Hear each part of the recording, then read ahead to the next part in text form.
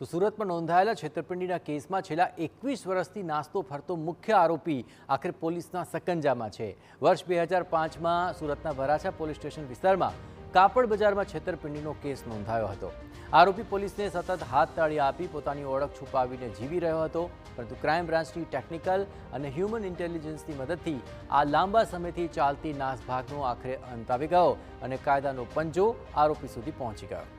Surat crime બ્રાન્ચની arms સ્ક્વોડની ટીમે કર્ણાટકના મેંગલુરુ ખાતેથી આરોપીને દબોચી લીધો છે। ક્રાઇમ બ્રાન્ચની એક ટીમ તાત્કાલિક કર્ણાટકના મેંગલુરુ ખાતે પહોંચી હતી।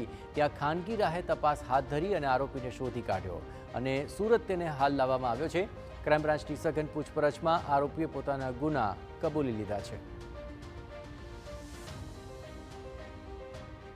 वराछा पुलिस स्टेशन में 2005 में एक 400 से 420 का गुना दाखिल हुआ था, जिसमें 15 लाख की छेतरपिंडी थी। उस छेतरपिंडी में बाबू सिंह मोहम्मद सिंह मूल रहे पाली राजस्थान का रहवासी है, 15 लाख का चीटिंग करके भाग गया था। उस आदमी की इन्फॉर्मेशन मिली, कर्नाटक के मैंगलोर में वो रहता है। उस इन्फॉर्मेशन के आधार पर क्राइम ब्रांच के आर्म स्क्वाड के पीएसआई धनगढ़ और उनकी टीम को जो बातमी मिली थी, उसके आधार पर मैंगलोर जाके टीम बाबू सिंह को लेके आई और आज धरपकड़ करके वराछा पुलिस को सुपुर्द किया गया है।